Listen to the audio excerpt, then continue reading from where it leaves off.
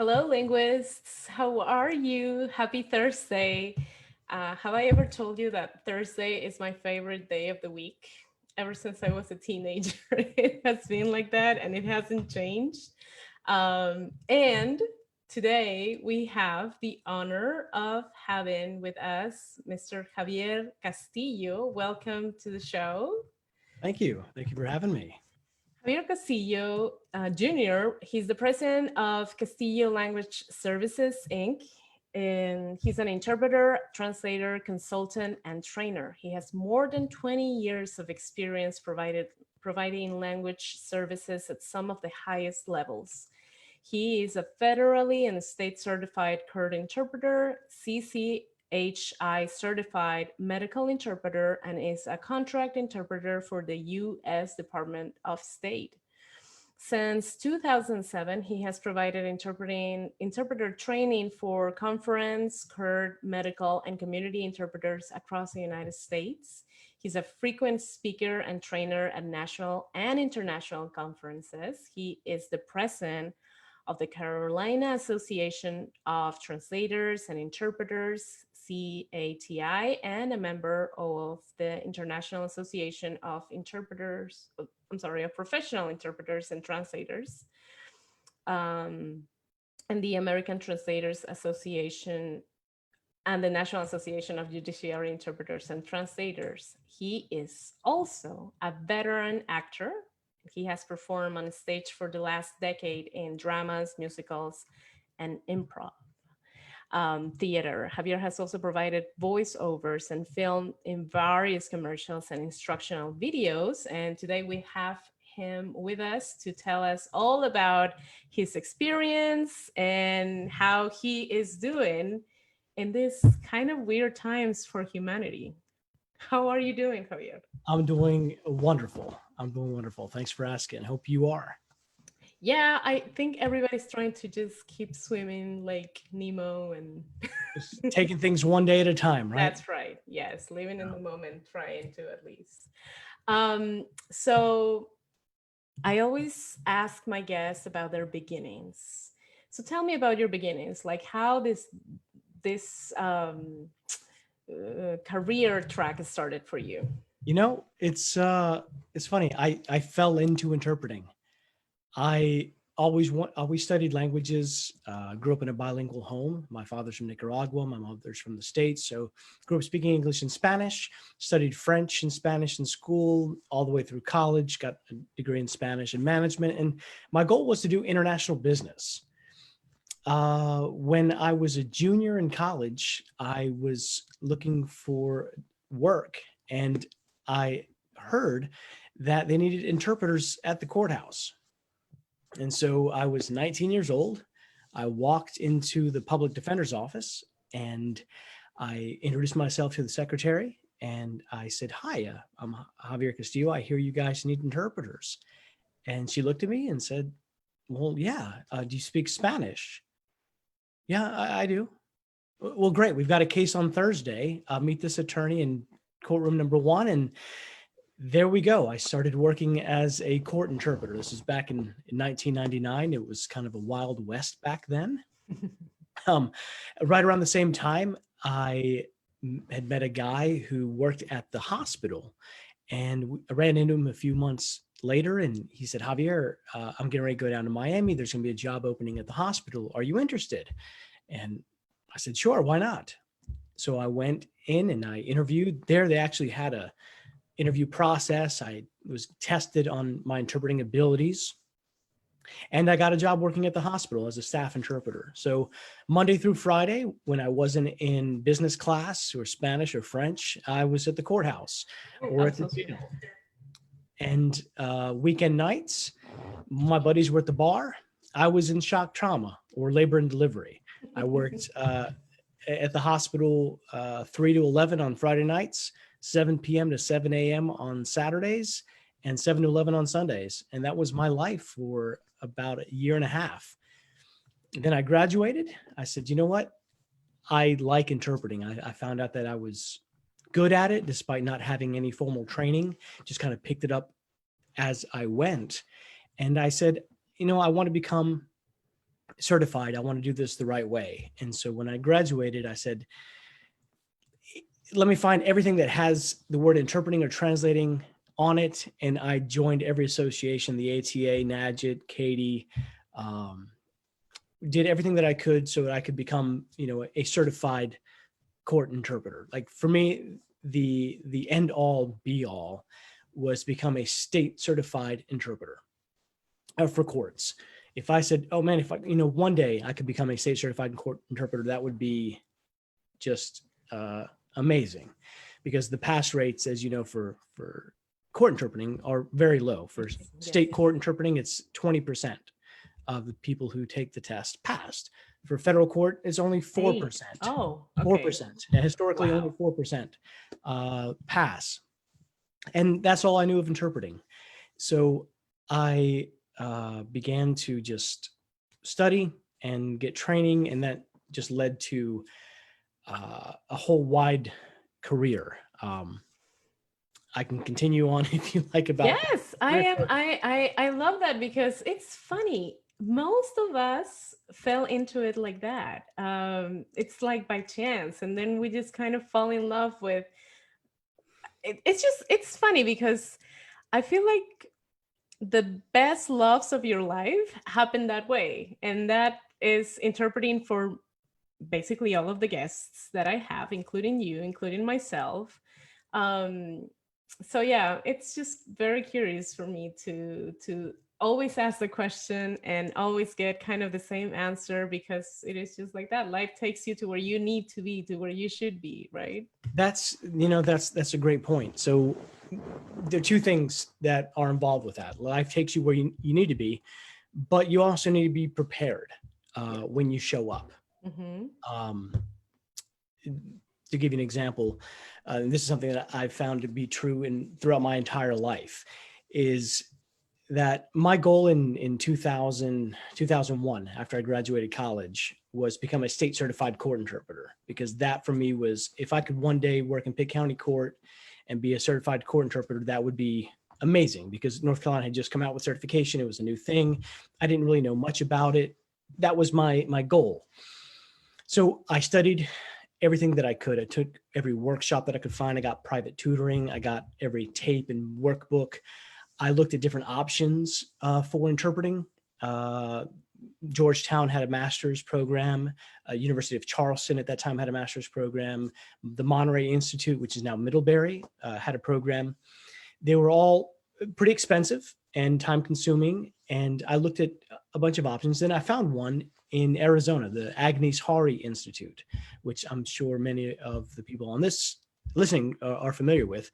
And it was a 3-week course. I think it cost me about $5,000 back in that day. It was a lot of money, but I knew that that's what I wanted to do. And I wanted to invest, in my education.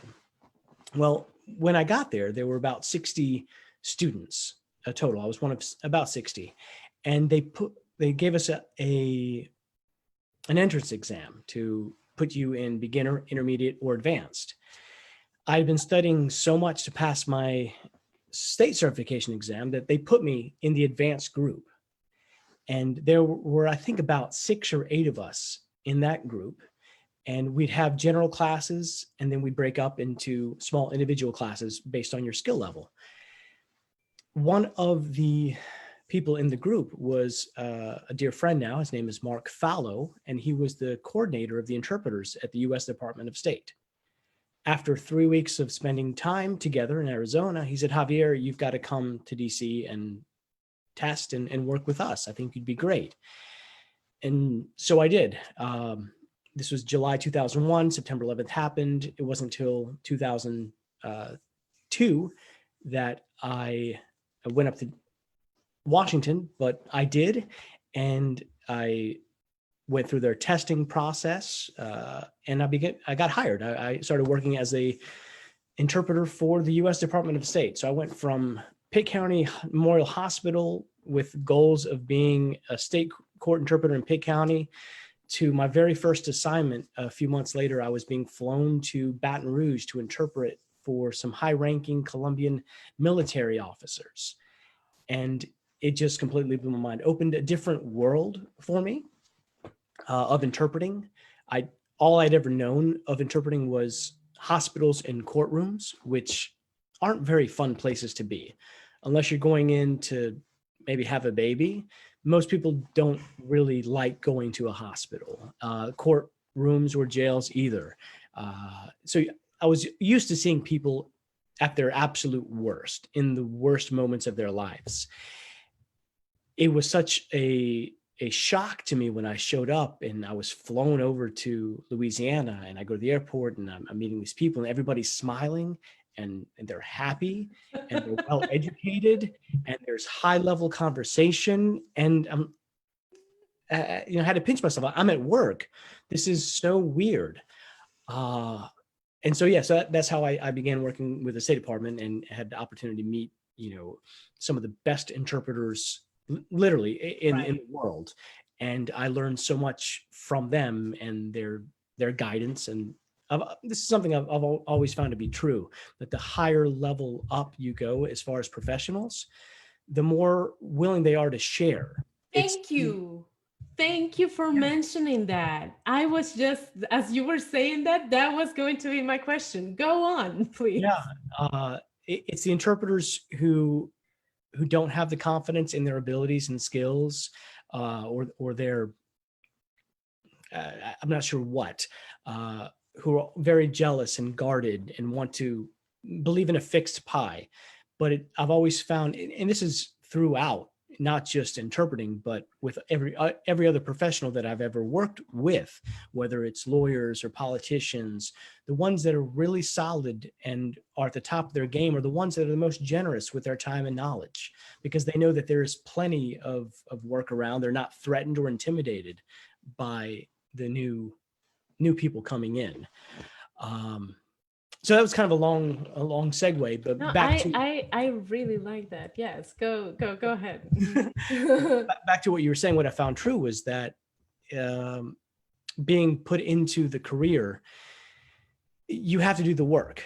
If my goal was only to become a state certified interpreter, I could have done this much preparation and I would have gone to Agnes Hari and I would have learned what I needed to learn to become a state certified court interpreter.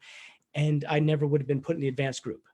I would have been put in the beginner or intermediate, and that would have been fine.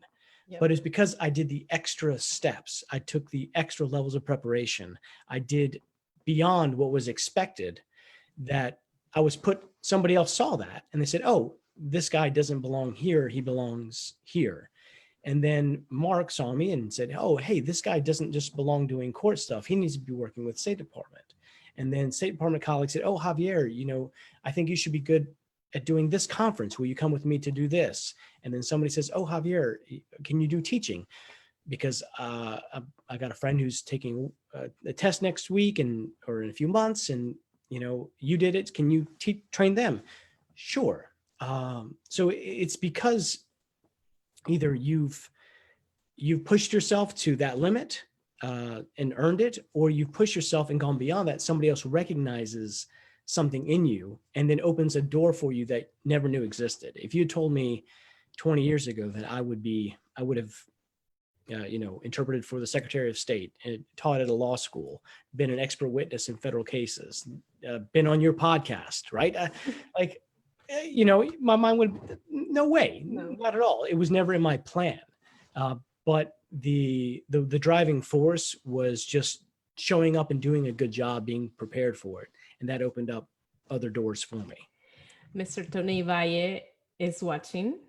He says, bravo, very eloquent presentation by Javier Castillo Jr. Ernesto Jimenez, who was our guest, wonderful interpreter as well, said something very similar to what you're saying right now. It's like going above and beyond what is expected, but not only when you're doing the job, but for yourself. Like you, yes, prepared for the county court at the beginning, and then you were like that little bug of curiosity, probably. What else where else can I go? Where else can this take me?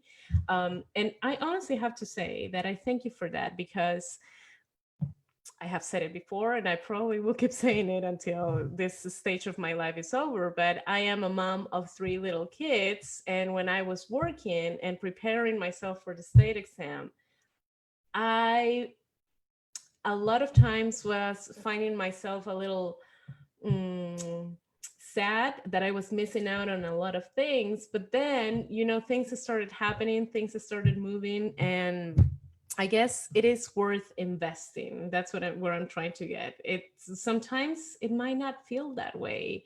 It might feel like it's a lot of work, but guess what? A lot of work takes you to really good places, unexpected great places.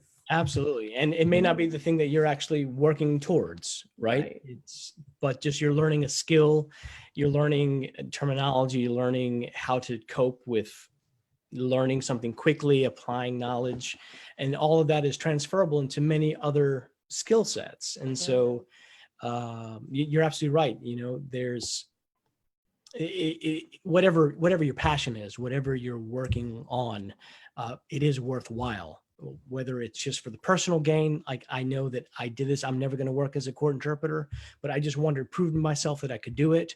Or maybe I didn't pass the exam, but you know what? In the last 8 months, I have learned so much about criminal law, or I've learned about grammar, or I found a new passion for reading newspapers from around the world, and whatever it could be.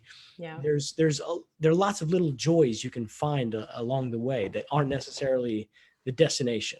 I love the road that this interview is taking. Like it's completely unexpected again, but Completely. I really like it. Yes. I hope that our viewers are enjoying it as well. If you're getting any value for this, hit the like button and share this interview so everyone, all your colleagues, or even your friends can watch it. Um, I am very interested on the State Department, but I think you have basically answered most of the questions of how to get there. So I'm going to move on to conference interpreting because that's kind of different from, well, it's totally different from court interpreting, medical interpreting, and maybe even the job that you do with the US Department of State. Am I right? It's very actually, so the kind of work that we do with State Department would be considered conference style. Right. There's two levels. Well, there are quite a few levels, right? The one that we do that I'm most in, the type of interpreting that I do mostly with State is what's called at the seminar level. Okay. And it is like doing conference interpreting, except we're not usually in booths. Mhm. That's really one of the major differences between seminar interpreting and actual conference interpreting. In addition to some internal tests that the State Department does, the conference is a little higher level work, but the same skill set applies. There are two different programs that I tend to interpret for with State. And one is one of the best kept secrets that the government has is called the International Visitor Leadership Program. Mm-hmm. And every year the State Department invites about 5,500 people over to participate in cultural and professional exchange programs. They can be from 5 days to 3 weeks. And it's people in the top of their field meeting with their colleagues and counterparts here in the United States. And it ranges. I've had the opportunity to work with coal mining experts from Colombia, to politicians from Spain, to basketball coaches from Mexico, to people who work with solid waste management in the Galapagos. I mean, the range is incredible. And so we'll spend 3 weeks in the States, and we'll be in meetings in DC, and then they'll see different parts of the country. So it's also a cultural and professional exchange program. So we'll see big cities, small cities, and give the visitors an opportunity to see what the United States is about, Mm-hmm. and not just what is projected on the screens or on social media. People from other countries can come sit down and have a dinner with real Americans. And so they don't just see New York, they see Topeka. We'll be in Boise. We'll be in Topeka. small cities, big cities. And yeah, it's a very different job than court interpreting, than medical interpreting. There's conference interpreting has a different style to it. In court interpreting and medical, you have to be very verbatim, and all the ums, the pauses, all of that matters in court. Within doctor's office, how did you get that bruise, ma'am? I fell. Those uhs are important to transmit because they show doubt.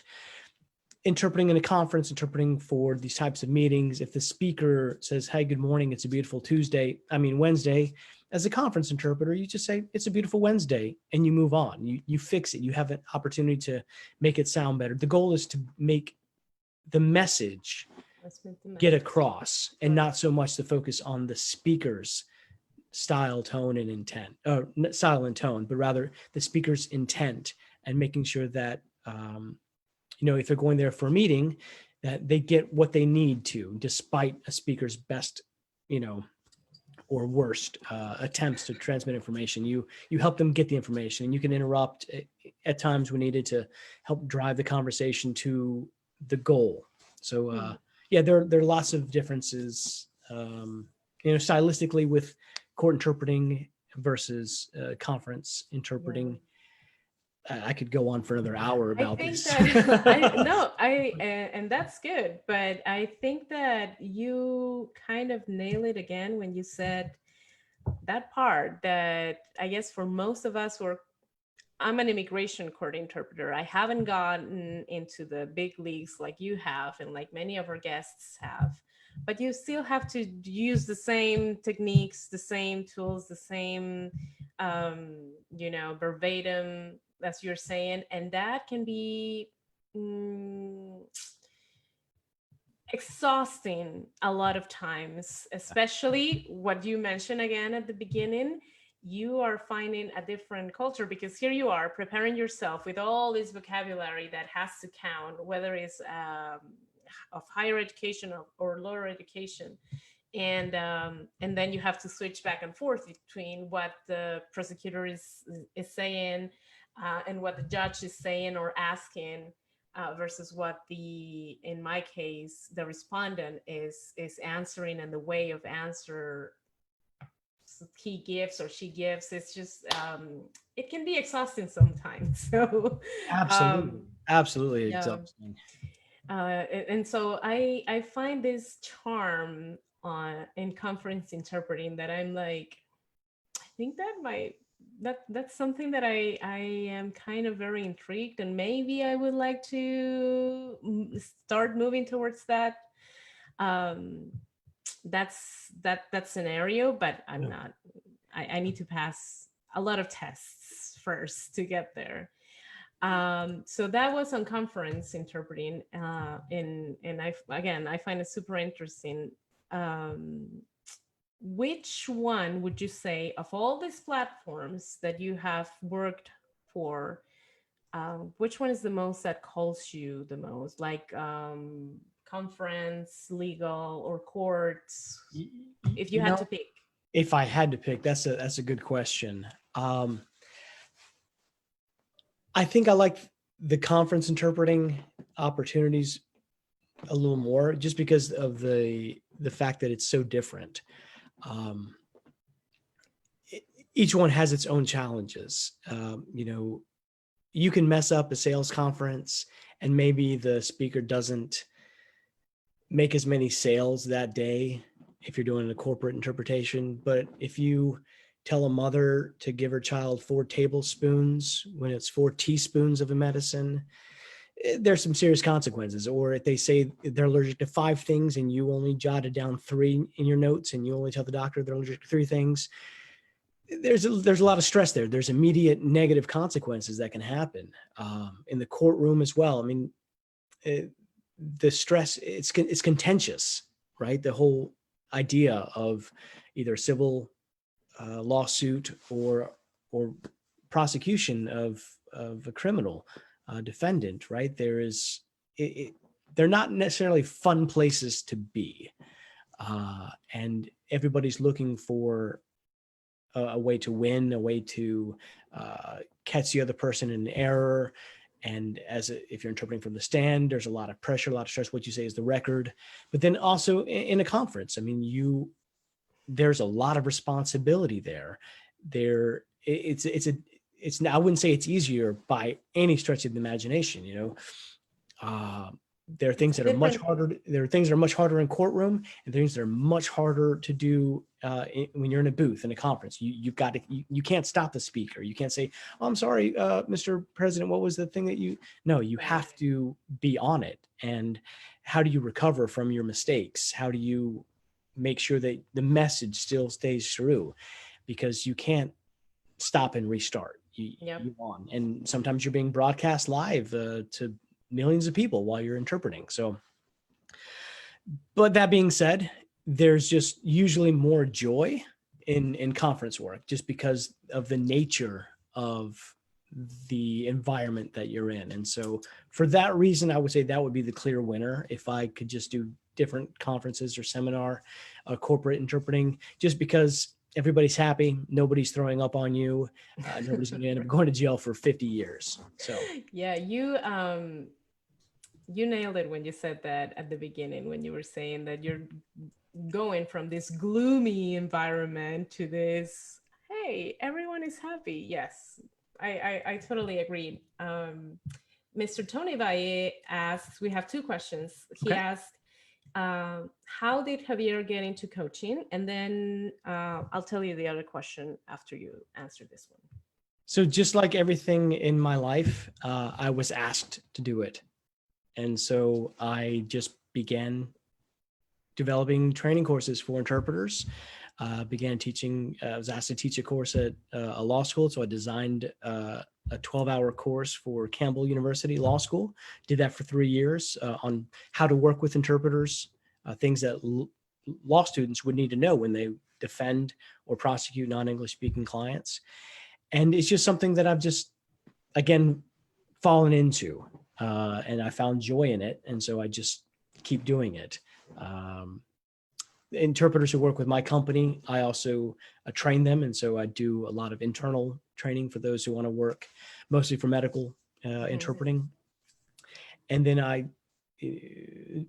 lot of the training that I've done over the years has been to help interpreters pass certification exams, either for the state court or the federal court exams. And so it's really just been on an as needed basis. And it's just something, again, I just fell into and found that I like it. I enjoy it. And I've gotten some good responses from my students. And you're very creative, which is something that we're definitely going to touch on a little farther down the interview. But yeah, I can totally see that happening. I mean, Miss Brenda Ogle is asking, has Mr. Castillo ever worked in medical interpreting? Yes, you have, right? Yes, I have. When I first started, I worked as a staff interpreter at the Pitt County Memorial Hospital. Did that for about 2 or 3 years. And then when I left the hospital to start my own company, I began working in private medical clinics. And I've done that continuously for the last 20 years. So as a staff hospital interpreter, and then also as a medical interpreter for clinics, but I've also done medical conference interpreting for medical sales, medical device conferences.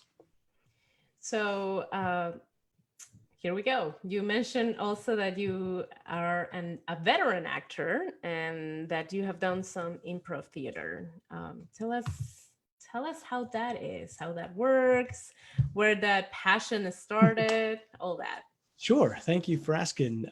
So yeah, I've always done theater. It's actually in my blood. My grandmother, Josefina No, Carmen, was a famous stage actress in Nicaragua. And so it's just something it's been in me. But yeah, as a child, I did acting in high school.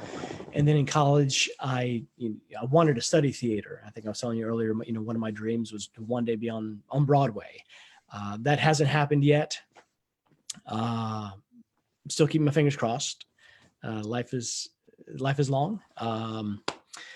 But yeah, so through college, I did did acting. And then kind of took a 10-year hiatus when I started working as an interpreter, and then got married, started having kids, and my life was just very busy, and I didn't have time for acting. And one of my favorite shows of all time is a television show called Whose Line Is It Anyway? There are two versions. There's a British version and the American version, and it's short form improv. And for those of you who aren't unfamiliar with Whose Line or short form improv, just Google Whose Line Is It Anyway? And you will spend hours laughing. For those for the uninitiated, there's a team. Whose Line has 4, but a short form improv team can, have 4 to 10. There's no limit. You can do it with 2 people. And the audience gives suggestions. So we'll start off, we'll come out and say, all right, I need a man. What's your favorite color? And Pamela, you'll tell me your favorite color is? Oh, mine. Turquoise. Turquoise. And then I'll look somebody else and say, what is something turquoise? And I guess since you're the only person in the audience, what's something turquoise? The ocean. Perfect. Ocean. So ocean will be our scene inspiration. And so myself and another performer will get up and we will start improvising a scene having something to do with the ocean. And it could be, I'm rubbing suntan lotion on his back and we're talking about who knows what. And it turns out we're father and son and we're taking a last trip before one of us goes away. Who knows what's going to happen? But it's completely based on the audience suggestion. Then that would be like a basic scene. Then there are games that we play and different types of styles. And so we'll maybe do a scene with father and son at the beach, and then we'll ask the audience to name a style. Shakespeare. Okay, great. So now we have to do that scene in the style of Shakespeare, the Shakespearean theater. Or now we have to do it as a Broadway musical. Now we do it as a country Western. And then we'll do other scenes where there are limitations, where we have to maybe only speak with 3 words at a time. This character will speak 5 words at a time. We'll have to do a scene in gibberish, and we'll have to do mime. Basically, whatever the audience throws at us, we incorporate into our scenes. So that's short form improv. Long form improv is, again, completely made up on the spot. You have one performer to several. You usually get an audience suggestion and you create a whole world, different characters, different dramas, different interactions. And it can last, a whole hour, just multitude of scenes based on what comes up at the moment and what your partner says and how you react to it. So that's improv in general. And so I've always loved watching it. And when I moved back to Greenville, I live in Greenville, North Carolina, there was a troupe called Oops Improv, and they were putting on shows. And so we would go watch them on Saturday nights. And one day they said, hey, if anybody's interested in learning how to do this, we are teaching classes. And so immediately I signed up and began learning improv.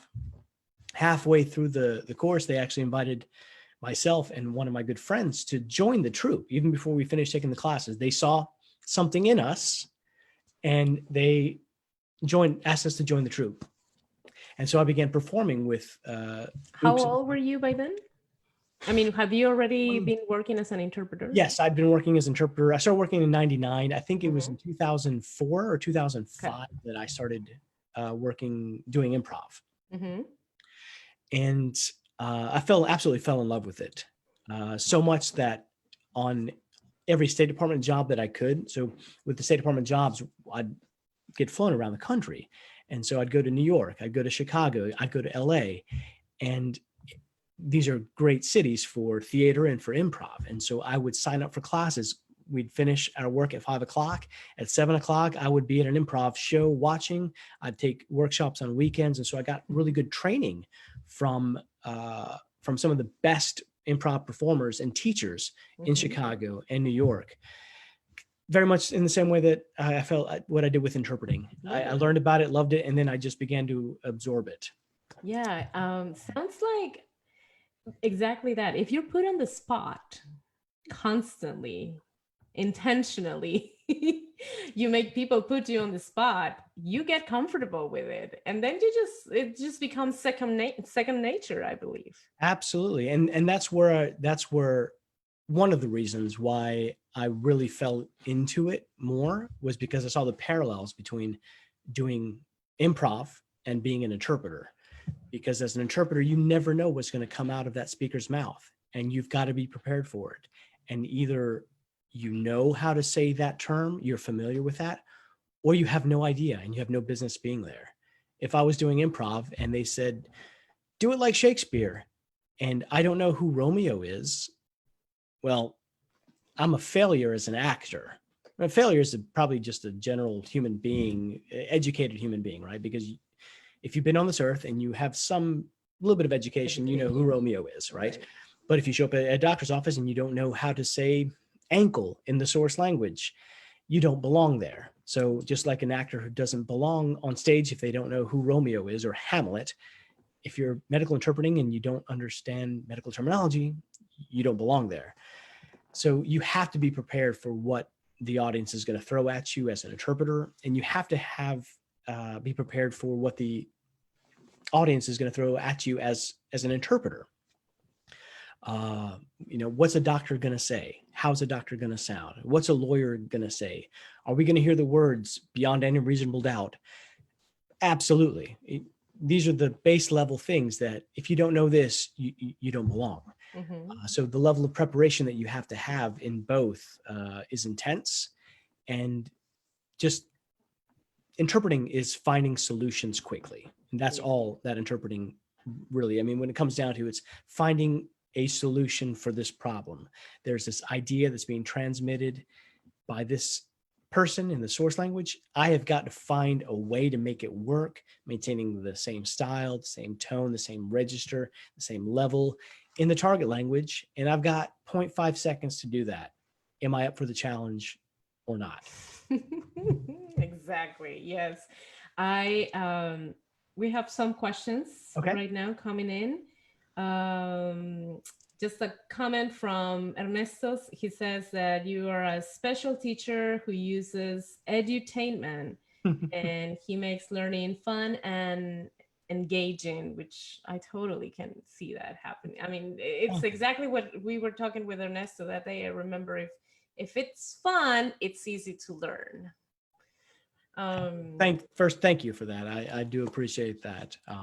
It's good to know that I'm not just speaking out to an empty room, and people aren't when I'm teaching, that people see that I do get joy, and hopefully they're learning from it. So thank you very much. I think everyone is taking some very interesting, some very valuable information from this. Then Ms. Brenda is asking again, how would you break into medical conference interpreting? She wants to know kind of, I guess, the path to get there, maybe, Brenda, if I'm not mistaken.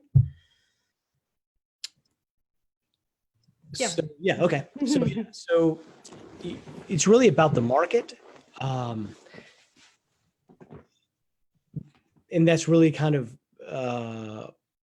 where you are working or where you can offer your services.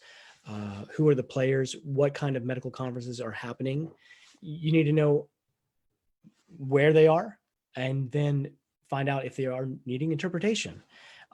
But definitely, just because you've interpreted at a hospital and you work as a medical interpreter doesn't qualify you to work as a conference interpreter in a medical setting. So you do need to have conference interpreting experience, or if you're breaking in, right, at least the skill set, because everybody has to start somewhere. Mm-hmm. But you need to be able to prove that, I may have not done medical conference interpreting, but I've done something similar to conference interpreting in this field, and I've got a track record, or I've got a degree, I've got a master's in conference interpreting, right? I cannot stress enough the importance of getting as much training, as much certification. If there is a degree program that you can afford, that is near you, take it. Even if you can't afford it, take it, because there's no substitute for there is. You can either learn the hard way over 20 years, or you can spend a semester with a professor who's makes those mistakes and can point you in the right direction, right? Yeah. So either you can try to learn on your own, which is a long slog, or you invest and you have the right teachers with the right tools that can guide you on the path. So definitely, if conference interpreting is what you're into or interested in, sign up for conference interpreting classes. There are great workshops that are taught by some top universities, by top colleagues who put on 2-week, 3-week training courses. Really study the art of what conference interpreting is. Beyond that, it's a matter of just the terminology to make a difference between medical conference to forestry to military, right? It's the same skill set. It's just applying different terminology. So if you know how to do good conference interpreting, that also means you know how to prepare for each of the assignments. And so you study your butt off, and you learn the terminology, the industry terms in and out in source and target language, and you become an expert. So the first step is the conference interpreting skills. After that, you can apply the knowledge, but you can have as much knowledge in the skill in the field, but if you can't interpret and can't interpret it well, then it's not, you're not doing anybody any good. Also, if you know how to interpret well, but you don't, like, nobody knows how to interpret well who doesn't know how to prepare. So if you know how to interpret at certain level, but you don't know how to prepare the terminology, then you're also not doing anybody any good either. But definitely, first step would be, what is conference interpreting? Where can I study how to do it? Where can I get some experience? Right. Then you add on to that the specific field you want to interpret. I think now with the pandemic, it's a little hard to go and maybe shadow some conference interpreters, but maybe, I mean, the worst thing that can happen is that people are going to say, no, I don't have time, or I'm not willing to do that. But maybe you can just send them an email if you find some conference interpreters, and you can maybe join them in a Zoom meeting that they're having with, if they get permission to do it. Knock on doors, I would say. Absolutely. And if you look at all the organizations, the UN, the State Department, the OAS for Spanish, the a lot of they have videos of all the speeches, and you can see the interpretation. And so you can watch the best interpreters in the world and see their solutions. And the UN puts all the glossaries out for free, so you can learn the terminology. You can also watch, Darinka Mangino was here with us. I think she was one of our first guests, maybe the second or third, but she's a very renowned conference interpreter, and she is all over YouTube. So I also advise you to maybe search her, do a Google search on her, on Javier, on any, just type conference interpreters videos. But she's thanking you. She said that she wouldn't mind getting her feet wet in that field, and she will take your advice to heart.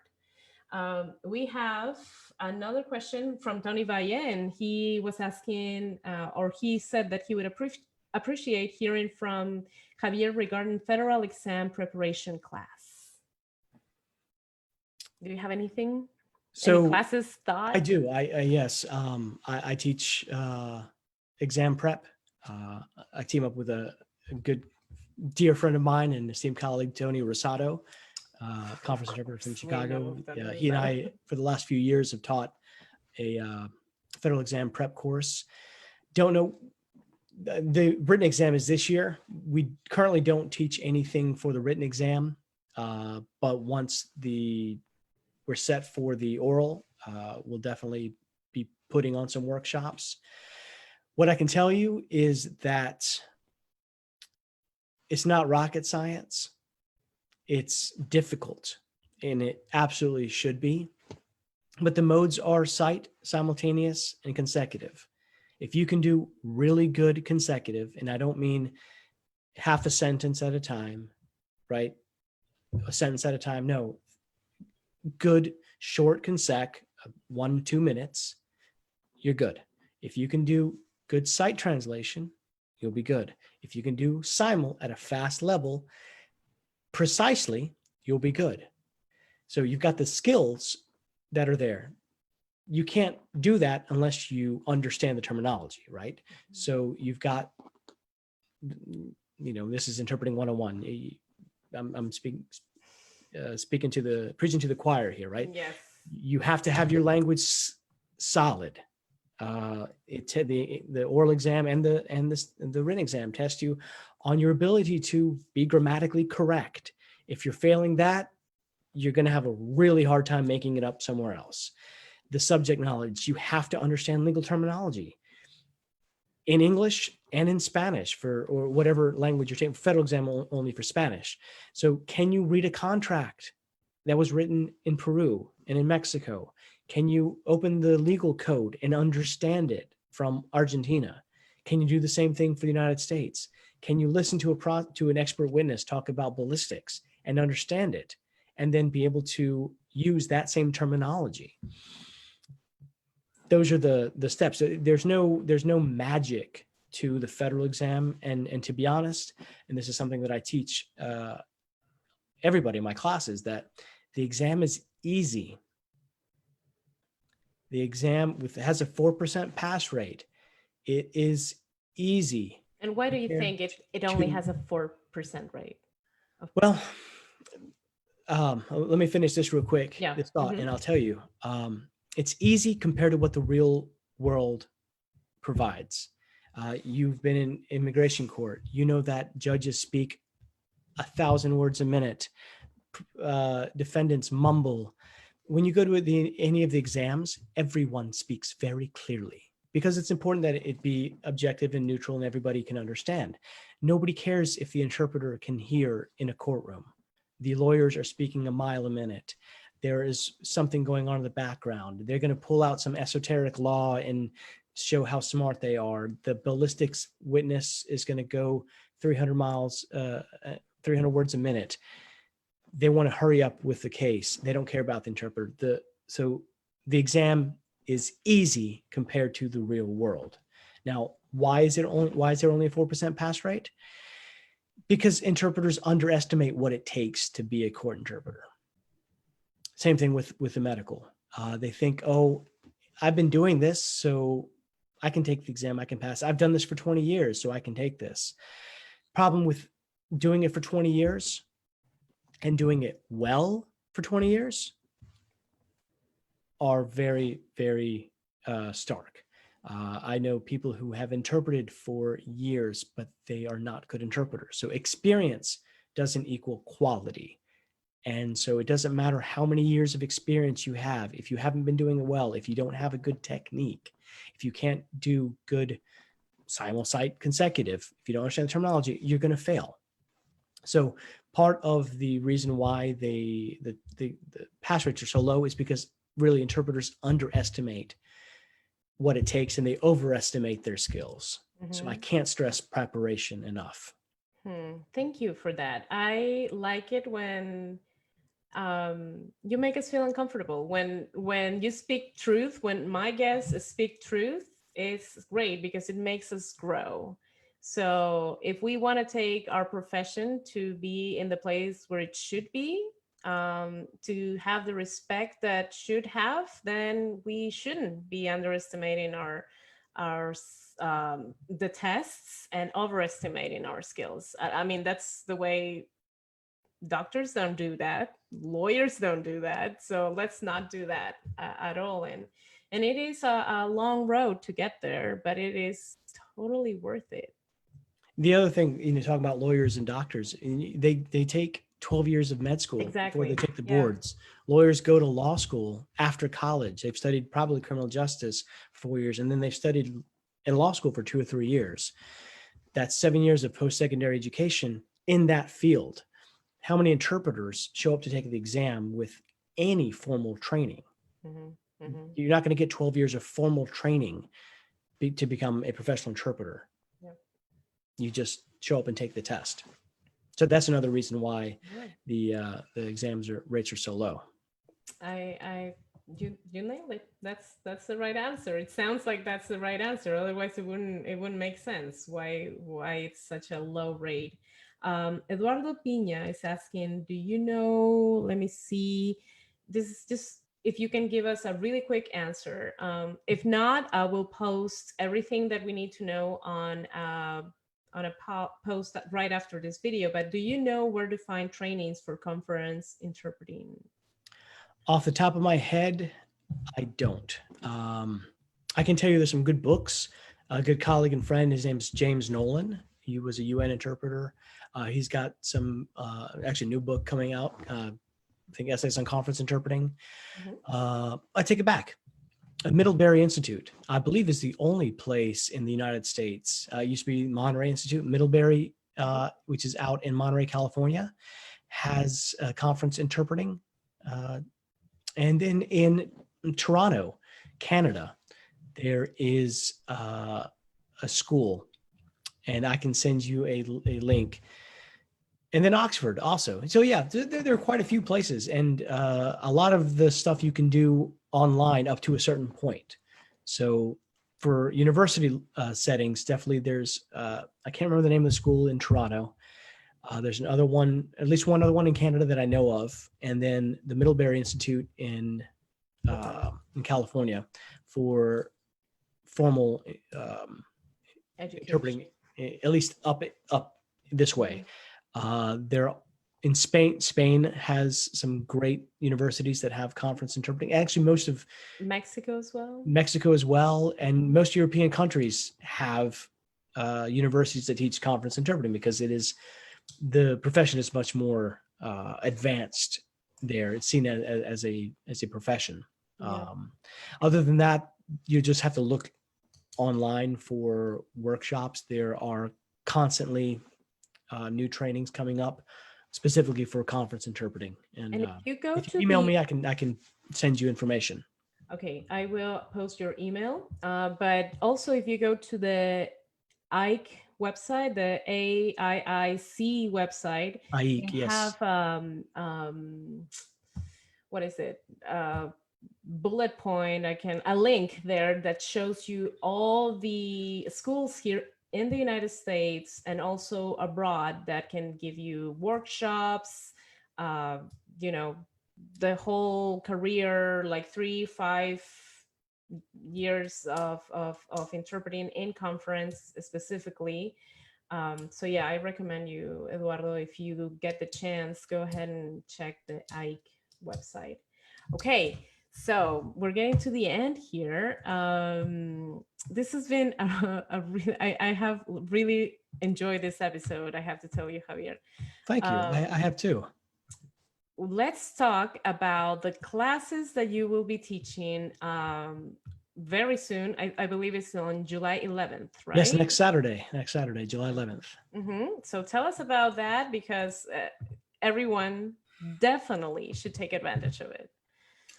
Well, the workshop is called Interpreting is a Performance Art.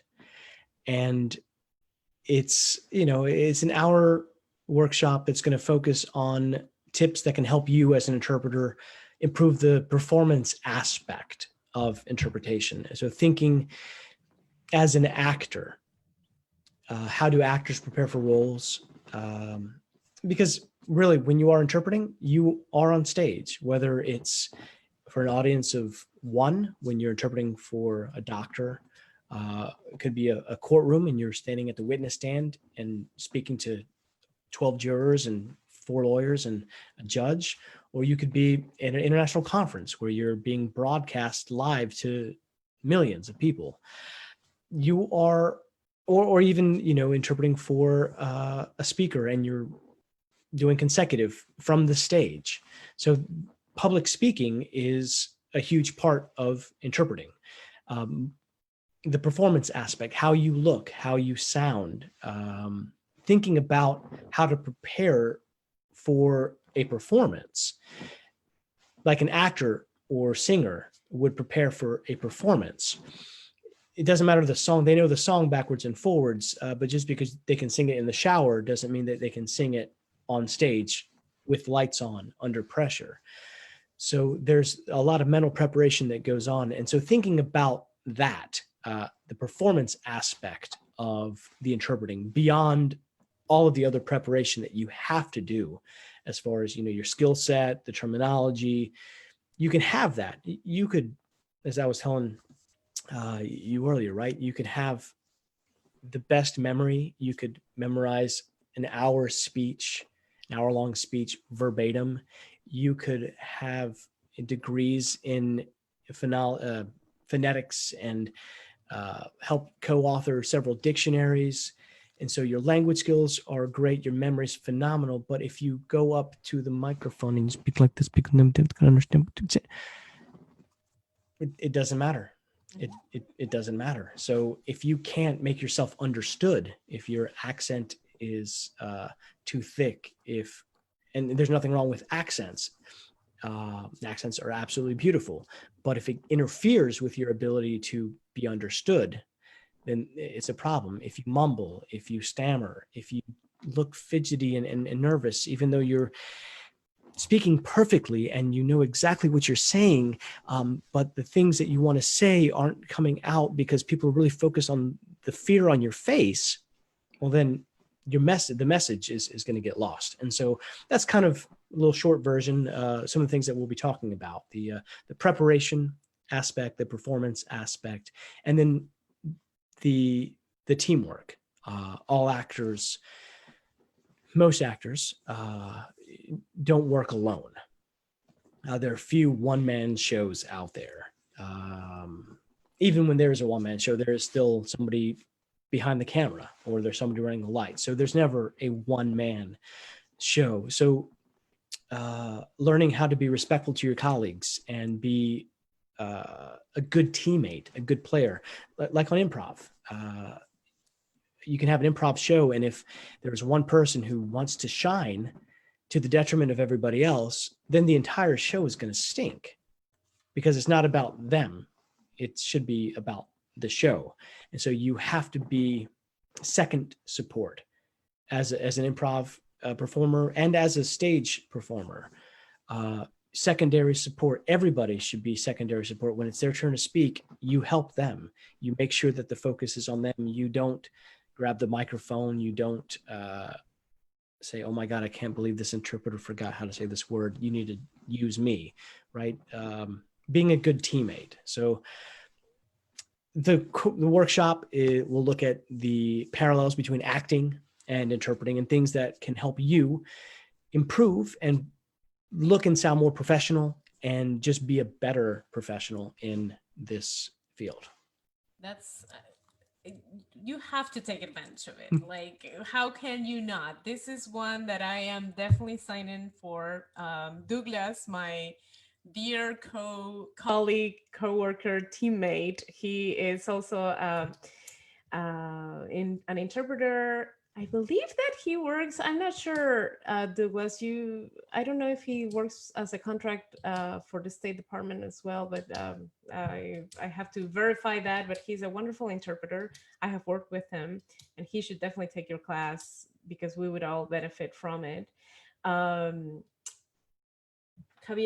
tell us your website. How can people find you? What is your email and your website, please? So website is Castillo Language Services.com. CASTILLO Language Services.com. And my email is Javier at CastilloLS.com. JAVIER at CASTILLOLS.com. If I can be of service to anyone, please reach out. If you've got questions, something that came up during this interview that sparked a longer conversation that you'd like to have, my email is open. If you want to call me, I'll write you back with my cell number, and I'll be happy to talk and happy to share my experience and any tips and techniques or anything that can help any of you out with. So, and we will be posting all this information in a post right after this video. I thank you so much, Javier. You have taught us so much. You have sparked something, I think, in all of us, because this is, I am going to say, one of the most engaging videos I've had, one of the most engaging episodes. Um, Everyone wants in. Yes, everyone wants more info. Tony Valle is clapping. He thinks it was wonderful. So it was a success. And I thank you, because it's all about our guests. I hope that by doing this interview, we have helped many of you.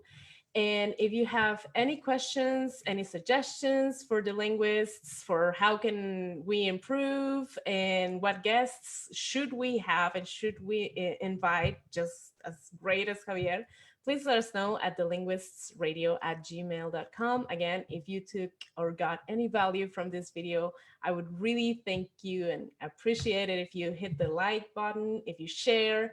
And again, thank you, Javier. I hope that I see you again in another episode. Thank you so much. I'm happy to come anytime. Perfect. Okay. Take care, everyone, and we'll see you next Tuesday. Bye. Have a great night.